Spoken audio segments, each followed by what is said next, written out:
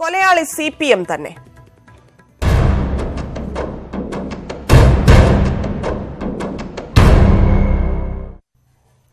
കാസർഗോഡ് ഇരട്ടക്കൊലപാതകം നടത്തിയ അക്രമികൾ സഞ്ചരിച്ചിരുന്ന വാഹനം കണ്ടെടുത്തു. പാക്കം വെളുത്തോയിൽ ഉപേക്ഷിച്ച നിലയിലായിരുന്നു വാഹനം. വാഹന ഉടമ സജി സി ജോർജിനെ പോലീസ് കസ്റ്റഡിയിലെടുത്തു. പ്രതികളുടെ അറസ്റ്റ് ഇന്ന് തന്നെ ഉണ്ടാകുമെന്ന് കാസർഗോഡ് SP A ശ്രീനിവാസ് അറിയിച്ചു. അന്വേഷണം വളരെ സജീവമായിട്ട് പോകുന്നുണ്ട്. നമുക്ക് കുറേ ആൾക്കാർ ചോദ്യം ചെയ്യുന്നുണ്ട്. കുറേ ആൾക്കാർ നമ്മുടെ കസ്റ്റഡിയിലുണ്ട്. അടുത്ത കുറച്ച് മണിക്കൂറിനുള്ളിൽ നമുക്ക് കുറച്ച് അറസ്റ്റ് ചെയ്യാൻ സാധിക്കുമെന്നിട്ടാണ് നമ്മുടെ.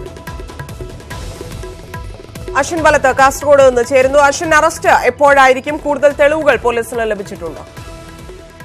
ഇപ്പോൾ നടക്കുന്ന ആലോചനകൾ അനുസരിച്ച് ഇന്ന് രാത്രിയോടുകൂടി തന്നെ പീതാംബരന്റെ അറസ്റ്റ് രേഖപ്പെടുത്താനാണ് സാധ്യത. ഇപ്പോൾ നിലവിൽ CPM-നും അതേപോലെ തന്നെ സർക്കാരിന് മുകളിൽ സമ്മർദ്ദം ഏറുകയാണ്. കോൺഗ്രസ് അടക്കമുള്ള പ്രതിപക്ഷ കക്ഷികളെല്ലാം തന്നെ CPM-നെതിരെ രംഗത്ത് വന്നു കഴിഞ്ഞു. പാർട്ടിക്ക് ഈ കൊലപാതകത്തിൽ പങ്കുണ്ട് എന്നുള്ള നിലയ്ക്ക് അത്തരത്തിൽ ഒരു ആരോപണവുമായി വന്നു കഴിഞ്ഞു. അതിനിടയ്ക്കാണ് കൊലയാളി സംഘം സഞ്ചരിച്ചിരുന്നതെന്ന് കരുതുന്ന വാഹനം കസ്റ്റഡിയിലെടുക്കുന്നത്. വാഹനം കണ്ടെത്തിയത് പാക്കം വെളുത്തോളി ചെറൂട്ട് നിന്നാണ്.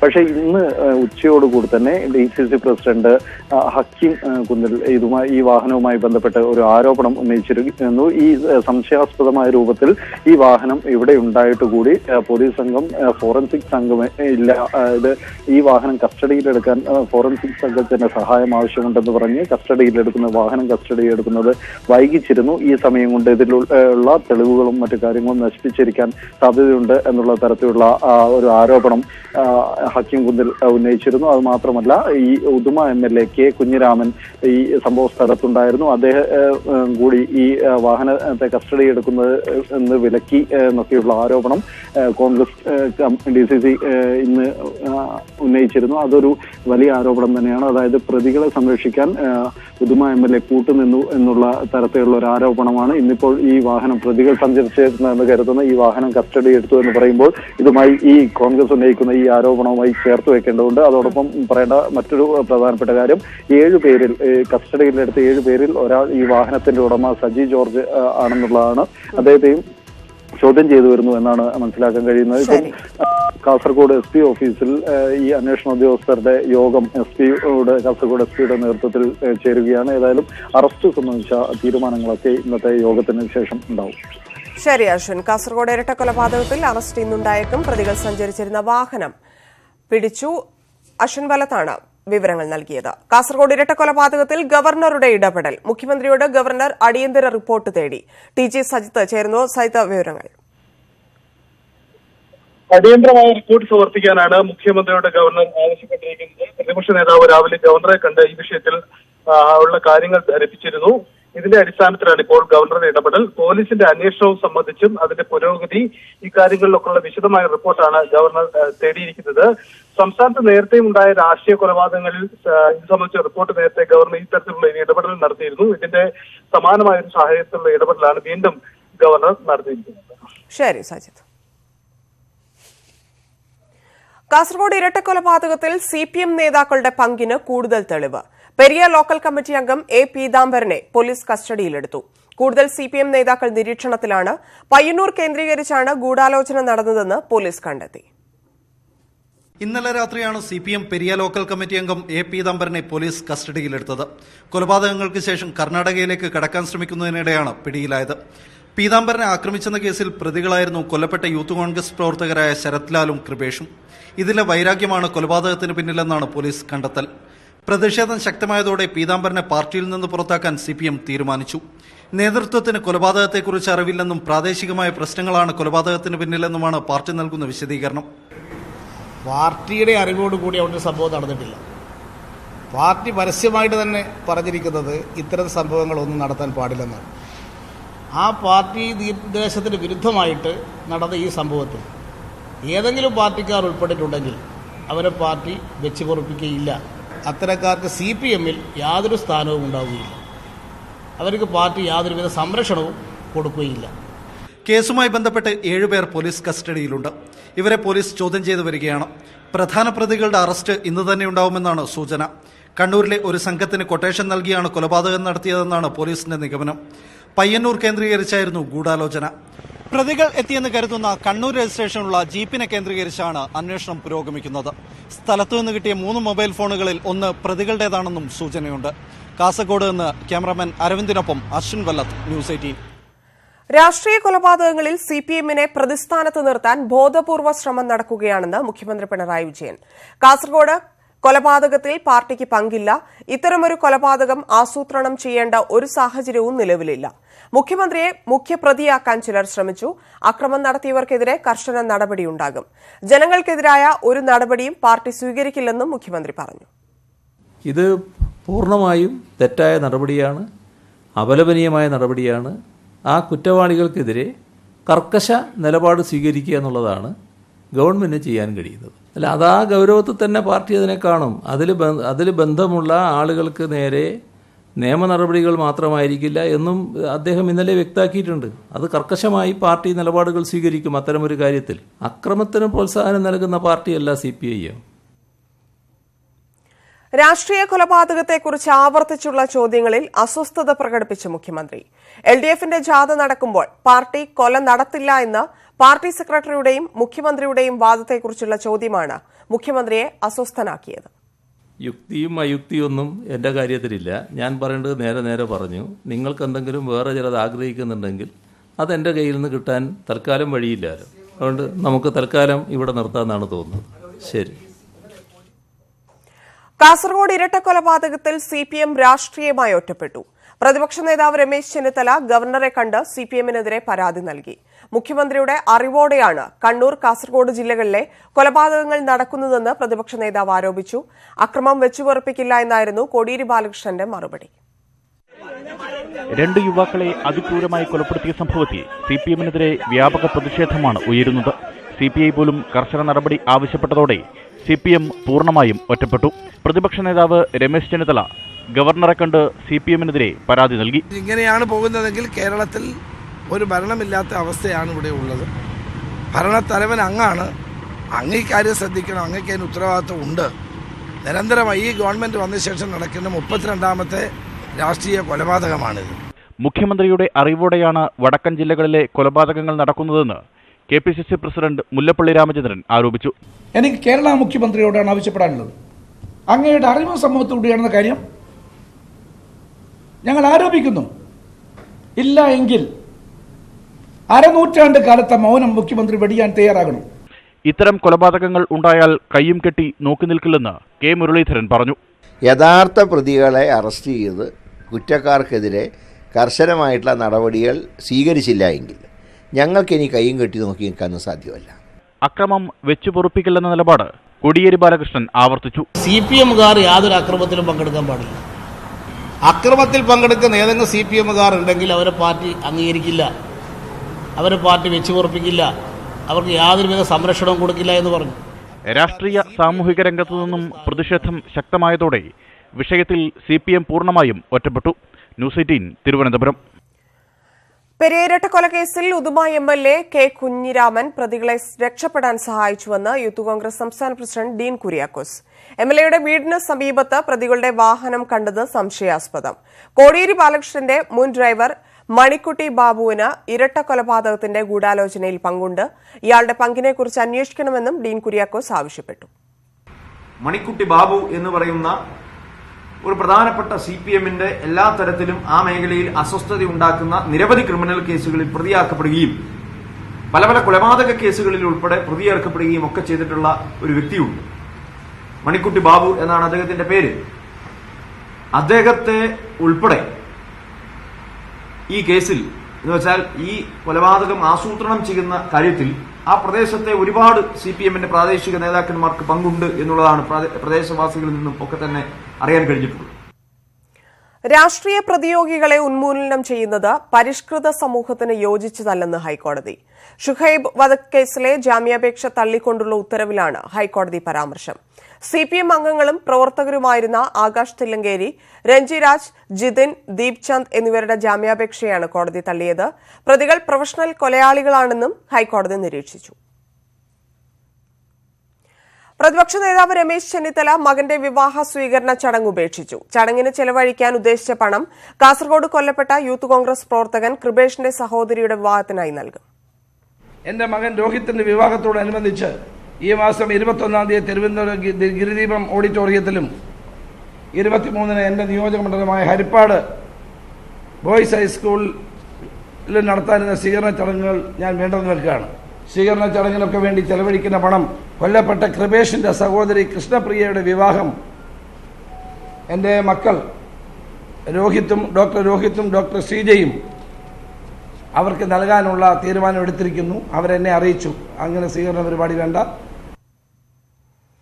ഷുക്കൂർ വധക്കേസിൽ സിബിഐക്ക് തിരിച്ചടി. പി ജയരാജനും ടി വി രാജേഷിനുമെതിരെ കൊലപാതക ഗൂഢാലോചന ചുമത്തിയ അനുബന്ധ കുറ്റപത്രം തലശ്ശേരി സെഷൻസ് കോടതി മടക്കി. കുറ്റപത്രം പരിഗണിക്കാൻ അധികാരമില്ലെന്ന് ചൂണ്ടിക്കാണിച്ചാണ് നടപടി. കുറ്റപത്രം സമർപ്പിക്കുന്നതിലെ നടപടിക്രമങ്ങളിലുണ്ടായ പാളിച്ചയാണ് സിബിഐക്ക് തിരിച്ചടിയായത്. സിബിഐയുടെ കുറ്റപത്രം പരിഗണിക്കാൻ അധികാരമില്ലാത്ത തലശ്ശേരി സെഷൻസ് കോടതിയിലാണ് അനുബന്ധ കുറ്റപത്രം സമർപ്പിച്ചത്. ഇത് ചൂണ്ടിക്കാണിച്ച കോടതി സിബിഐ തുടർ നടപടിക്ക് ഹൈക്കോടതിയെ സമീപിക്കണമെന്ന് ആവശ്യപ്പെട്ടു. ഹൈക്കോടതിയിലേക്ക് നീങ്ങാൻ സിബിഐ അഭിഭാഷകൻ ഒരാഴ്ചത്തെ സമയം ആവശ്യപ്പെട്ടു. പോലീസ് സമർപ്പിച്ച കുറ്റപത്രത്തിൽ തൽസ്ഥിതി തുടരും. സിബിഐക്ക് കുറ്റപത്രം സമർപ്പിക്കുന്ന രീതിയിൽ പിഴവ് പറ്റിയതായി പ്രതിഭാഗം ആരോപിച്ചു. നിയമാനുസൃതമുള്ള കോടതിയിൽ എത്തണമെന്ന് മാത്രമേ ഉള്ളൂ. അത് എവിടെയായാലും CPM ജില്ലാ സെക്രട്ടറി പി ജയരാജനും ടി വി രാജേഷ് MLAക്കുമെതിരെ കൊലപാതക ഗൂഢാലോചന ചുമത്തുന്ന അനുബന്ധ കുറ്റപത്രം ജനുവരിയിലാണ് സിബിഐ സമർപ്പിച്ചത്. നടപടിക്രമങ്ങളിലെ പാളിച്ച സിബിഐയെ നിയമപരമായ പ്രതിസന്ധിയിലാക്കി. ഹൈക്കോടതി വിധിയിലൂടെ ഈ പ്രതിസന്ധി മറികടക്കാനാകുമെന്ന പ്രതീക്ഷയിലാണ് ഇപ്പോൾ സിബിഐ. തലശ്ശേരി കോടതിയിൽ നിന്നും മനു ഭരത്, ന്യൂസ് 18. ലോക്സഭാ തെരഞ്ഞെടുപ്പിൽ സംസ്ഥാനതല പ്രകടന പത്രിക പുറത്തിറക്കാൻ കോൺഗ്രസ് തീരുമാനം. ശബരിമലയും രാഷ്ട്രീയ കൊലപാതകങ്ങളും പത്രികയിൽ ഇടം നേടും. സ്ഥാനാർത്ഥി നിർണയം മാർച്ച് 5-ന് മുൻപ് പൂർത്തിയാക്കും. പ്രിയങ്ക ഗാന്ധിയെ കേരളത്തിൽ പ്രചാരണത്തിനിറക്കണമെന്ന് സംസ്ഥാന ഘടകം ദേശീയ നേതൃത്വത്തോട് ആവശ്യപ്പെട്ടു. അതോടൊപ്പം സംസ്ഥാന വിഷയങ്ങളും ഇതിൽ ഈ ഇലക്ഷനിൽ ചർച്ചയാക്കുന്ന രീതിയിലുള്ള സംവിധാനങ്ങൾ രൂപപ്പെടുത്താൻ ഇന്ന് ചേർന്ന യോഗം തീരുമാനിച്ചു. ദേശീയ നേതാക്കളെ പങ്കെടുപ്പിച്ചുകൊണ്ട് പ്രചാരണ പരിപാടികൾ ശക്തമാക്കാനും തീരുമാനിച്ചു. കുൽഭൂഷൺ ജാദവ് കേസിൽ അന്താരാഷ്ട്ര നീതിന്യായ കോടതിയിൽ പാകിസ്ഥാന്റെ വാദം തുടരുന്നു. വിയന്ന ഉടമ്പടി ലംഘിച്ചത് ഇന്ത്യയാണെന്ന് പാകിസ്ഥാൻ ആരോപിച്ചു. അഫ്ഗാൻ വഴി ഇന്ത്യ പാകിസ്ഥാനെ ആക്രമിക്കുകയാണ്. പുൽവാമ സംഭവത്തിൽ ഒരു തെളിവുമില്ലാതെ ഇന്ത്യ കുറ്റപ്പെടുത്തുന്നതായും പാകിസ്ഥാൻ ആരോപിച്ചു. KP അഭിലാഷ് ചേരുന്നു. അഭിലാഷ്, ഇപ്പോഴും പാകിസ്ഥാൻ വാദം തുടരുകയാണോ?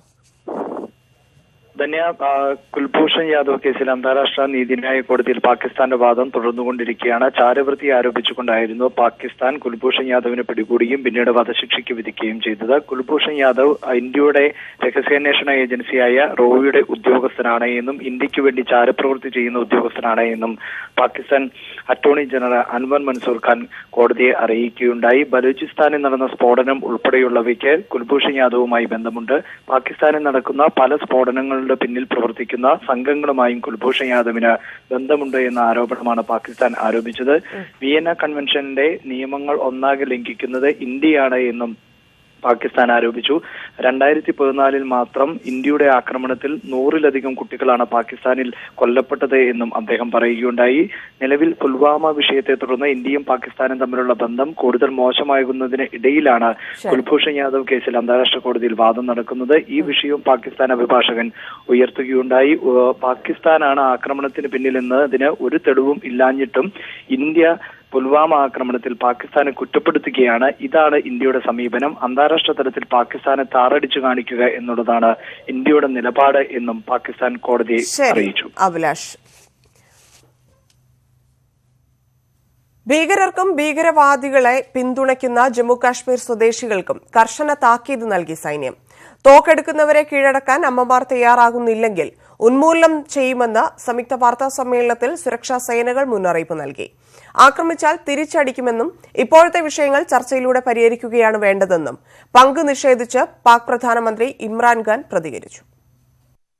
പുൽവാമ ഭീകരാക്രമണത്തിന്റെ സൂത്രധാരന്മാരെ ഏറ്റുമുട്ടലിൽ കൊലപ്പെടുത്തിയ ശേഷം സൈന്യവും CRPFും ജമ്മുകാശ്മീർ പോലീസും നടത്തിയ സംയുക്ത വാർത്താ സമ്മേളനത്തിലാണ് ഭീകരർക്കുള്ള അന്ത്യശാസനം. ആക്രമണം നടന്ന് 100 മണിക്കൂർ തികയും മുമ്പ് താഴ്വരയിലെ ജെയ്ഷി നേതാക്കളെ ഇല്ലായ്മ ചെയ്തതായി സൈനിക ഉദ്യോഗസ്ഥർ പ്രഖ്യാപിച്ചു. അതിർത്തി കടന്നെത്തുന്ന ഭീകരർ ജീവനോടെ തിരിച്ചു പോകില്ലെന്നതിന് തെളിവാണിത്.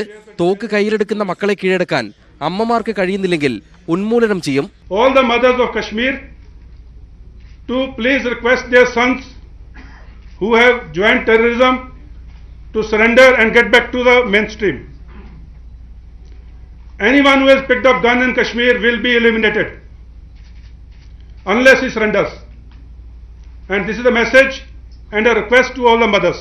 ജെയ്ഷെ മുഹമ്മദ് ഭീകരരെ നിയന്ത്രിക്കുന്നത് പാക് സൈന്യമാണെന്നും പാക് ചാരസംഘടനയായ ISIക്ക് ആക്രമണത്തിൽ വ്യക്തമായ പങ്കുണ്ടെന്നും സുരക്ഷാ സേനകൾ പറയുന്നു. എന്നാൽ പാക് പ്രധാനമന്ത്രി ഇമ്രാൻഖാൻ ആരോപണങ്ങൾ നിഷേധിച്ചു. പാകിസ്ഥാനിൽ നിന്നുള്ള സംഘടനകളുടെ പങ്കിന് തെളിവ് നൽകിയാൽ നടപടിയെടുക്കാം, ആക്രമിച്ചാൽ തിരിച്ചടിക്കും.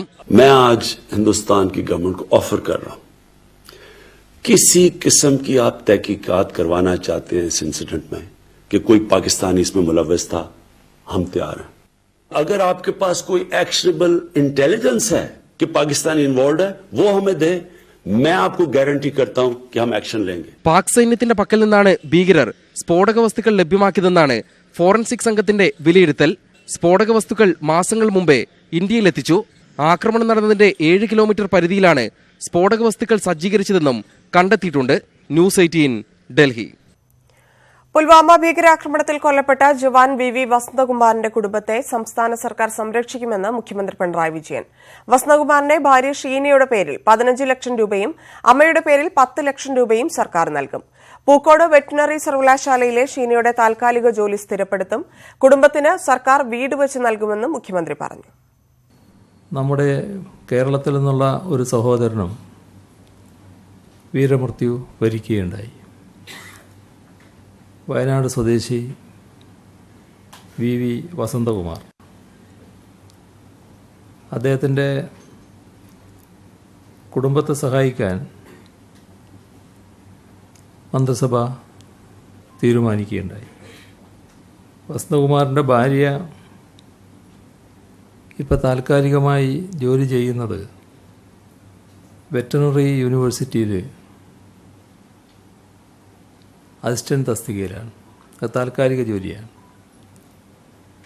അത് സ്ഥിര നിയമനം നൽകാൻ തീരുമാനിച്ചു. കുടുംബത്തിന് 25 ലക്ഷം രൂപയാണ് സഹായമായിട്ട് നൽകുന്നത്. ഇതിൽ ഭാര്യയ്ക്ക് സഹായധനമായി 15 ലക്ഷം രൂപ, വസന്തകുമാറിൻ്റെ മാതാവിന് 10 ലക്ഷം രൂപ. ഈ തരത്തിലാണ് സഹായധനം അനുവദിക്കുന്നത്. വസന്തകുമാറിൻ്റെ കുട്ടികളുടെ വിദ്യാഭ്യാസ ചെലവ് പൂർണ്ണമായും സർക്കാർ വഹിക്കും. മുൻമന്ത്രി തോമസ് ചാണ്ടിക്ക് 2.25 കോടി രൂപ പിഴയിട്ട് ആലപ്പുഴ നഗരസഭ. തോമസ് ചാണ്ടിയുടെ ഉടമസ്ഥതയിലുള്ള ലേക്ക് പാലസ് റിസോർട്ടിൽ അനധികൃത നിർമ്മാണം കണ്ടെത്തിയതിനെ തുടർന്നാണ് നടപടി. റിസോർട്ടിലെ 10 കെട്ടിടങ്ങൾ നഗരസഭാ രേഖകളിൽ പോലും ഇല്ലെന്നാണ് കണ്ടെത്തൽ. നഗരസഭയിൽ നൽകിയിട്ടുള്ള പ്ലാനിലോ സ്കെച്ചിലോ ഇല്ലാതെ 10 കെട്ടിടങ്ങൾ, 22 കെട്ടിടങ്ങളിൽ അനുമതി വാങ്ങാതെയുള്ള നിർമ്മാണം. ആലപ്പുഴ നഗരസഭയുടെ റവന്യൂ എഞ്ചിനീയറിംഗ് വിഭാഗം നടത്തിയ പരിശോധനയിലാണ് മുൻ മന്ത്രി തോമസ് ചാണ്ടിയുടെ ഉടമസ്ഥതയിലുള്ള റിസോർട്ടിൽ വലിയ ക്രമക്കേടുകൾ കണ്ടെത്തിയത്. ജനറേറ്റർ മുറിയും മസാജ് സെന്ററുകളുമെല്ലാം അനുമതി വാങ്ങാതെ നിർമ്മിച്ചവയാണ്. തീർച്ചയായിട്ടും ആ 10 ബിൽഡിംഗ് ഇപ്പോൾ അനധികൃത നിർമ്മാണം ഉണ്ടെന്ന് തന്നെ കണ്ടെത്തി കഴിയും. ഇതുകൂടാതെ 22 ബിൽഡിങ്ങിനകത്ത് ആ 22 ബിൽഡിങ്ങും അതിനകത്ത് കൂട്ടിച്ചേർത്തിട്ടുണ്ടെന്നാണ് ഇപ്പോൾ നമ്മൾ കണ്ടെത്തിയത്. 32 കെട്ടിടങ്ങളിലായി 2002 മുതലുള്ള നികുതിയും പിഴയും ചേർന്നാണ് 2.73 കോടി രൂപ ഈടാക്കാൻ തീരുമാനിച്ചത്. 15 ദിവസത്തിനകം തുക അടയ്ക്കണമെന്നാവശ്യപ്പെട്ടുള്ള നോട്ടീസും നഗരസഭ ലേക്ക് പാലസിന് കൈമാറി. തീരുമാനം ഒറ്റക്കെട്ടായാണ് നഗരസഭാ കൌൺസിൽ അംഗീകരിച്ചത്. ന്യൂസ് 18 ആലപ്പുഴ. പൊങ്കാല പുണ്യം.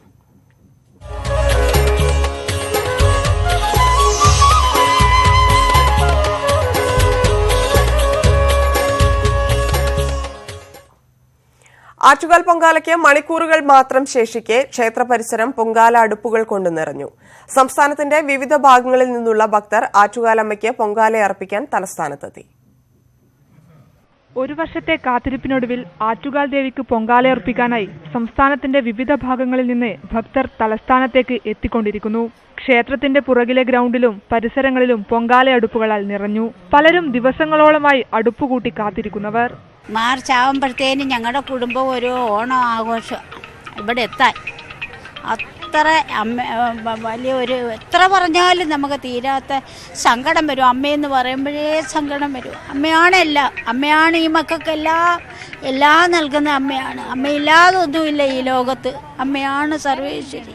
വെയിലും നമുക്ക് മഴയെല്ലാം പ്രശ്നമല്ല. നമ്മൾ കടലോട് മല്ലടിച്ച് ജീവിക്കുന്നത് നമ്മളാണിങ്ങളും നമ്മൾ നാടും ഈ ജനങ്ങളും അമ്പലം കണ്ടിട്ടാകുമ്പോൾ നമുക്ക് ഒരു ശരീരത്തിന് ഒരു ഉന്മേഷം ഇങ്ങനെ കയറിയ പോലെ തോന്നുന്നു.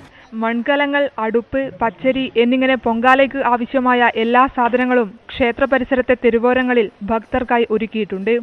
പഞ്ചഭൂതങ്ങളെ സാക്ഷിയാക്കി മൺകലങ്ങളിലിടുന്ന പൊങ്കാല ജീവിത പ്രതീക്ഷകളുടെ പ്രതീകമാണ്. ന്യൂസ് 18 തിരുവനന്തപുരം. ഭക്തിസാന്ദ്ര അന്തരീക്ഷത്തിൽ ചോറ്റാനിക്കര മകം തൊഴൽ. 10,000-കണക്കിന് ഭക്തർ സർവാഭരണ ഭൂഷിതയായ ദേവിയെ തൊഴുതു. കുംഭമാസത്തിലെ മകന്നാളിൽ വില്ലോമംഗലം സ്വാമിയാർക്ക് സർവാഭരണഭൂഷിതയായി ചോറ്റാനിക്കര ഭഗവതി ദർശനം നൽകിയെന്നാണ് ഐതിഹ്യം. സർവാഭരണഭൂഷിതയായ ദേവിയെ ദർശിച്ചാൽ മംഗല്യ സൗഭാഗ്യവും സന്താനഭാഗ്യവും കിട്ടുമെന്നാണ് ഭക്തരുടെ വിശ്വാസം. പുലർച്ചെ മുതലുള്ള പ്രത്യേക പൂജകൾക്കും ഏഴാനപ്പുറത്തുള്ള ആറാട്ടിനും ശേഷം ഉച്ചയ്ക്ക് 2 മണിക്ക് മകം തൊഴലിനായി നട തുറന്നു. തിരക്ക് കണക്കിലെടുത്ത് സ്ത്രീകൾക്കും പുരുഷന്മാർക്കും പ്രത്യേക ക്യൂ സംവിധാനമാണ് ഒരുക്കിയത്. പടിഞ്ഞാറേ നടവഴി സ്ത്രീകളും വടക്കേ നടവഴി പുരുഷന്മാരും ദർശനം നടത്തി. വിവിധ സംസ്ഥാനങ്ങളിൽ നിന്നായി 10,000-ങ്ങളാണ് മകം തൊഴാനെത്തിയത്. അവിടെ നിന്ന് തൊഴുതു, അത് കഴിഞ്ഞിട്ട് ഉള്ളിൽ കടന്ന് തൊഴുതു, ഉപ്മാവ് മേടിച്ചു. സന്തോഷം. അമ്മയുടെ അനുഗ്രഹം 20 കൊല്ലമായി വരുന്നു. സന്തോഷമായി മനസ്സിന്. ഒത്തിരി വർഷങ്ങളായി തൊഴാൻ തുടങ്ങിയിട്ട്. ഇന്നുവരെ മുട്ടയില്ല. ഇനി അടുത്ത വർഷം എങ്ങനെയാന്ന് ദേവിയുടെ കയ്യിൽ. അമ്മയെ പ്രാർത്ഥിക്കാൻ മനംനൊന്ത് പ്രാർത്ഥിക്കാൻ വന്ന് നല്ലോണം കണ്ട് തൊഴുവാൻ പറ്റി. சந்தோஷம். ரொம்ப சந்தோஷமா இருக்கு. நாங்க ரொம்ப நாள் நினைச்சிட்டே இருந்தோம். இந்த தடவை தான் வாய்ப்பு கிடைச்சிருக்கு. வந்து பார்த்துருக்கோம் അമ്മാവെ. ക്ഷേത്രത്തിൽ കനത്ത സുരക്ഷാ സംവിധാനങ്ങളാണ് ഒരുക്കിയിരുന്നത്. വനിതാ പോലീസ് അടക്കം 700ഓളം ഉദ്യോഗസ്ഥരെ സുരക്ഷയ്ക്കായി നിയോഗിച്ചിരുന്നു. നാളത്തെ പൂരം തൊഴലോടുകൂടി ഉത്സവ ചടങ്ങുകൾക്ക് സമാപനമാകും. തികച്ചും ഭക്തിസാന്ദ്രമായ അന്തരീക്ഷത്തിൽ സുഗമമായി ദർശനം നടത്താൻ സാധിച്ചുവെന്നതിന്റെ സംതൃപ്തിയോടെയാണ് ഭക്തർ മടങ്ങിയത്. ഇനി അടുത്ത ചോറ്റാനിക്കര മകം തൊഴലിനായുള്ള കാത്തിരിപ്പ്. ചോറ്റാനിക്കരയിൽ നിന്നും ക്യാമറമാൻ സജീറിനൊപ്പം SS ശരൺ, ന്യൂസ് 18.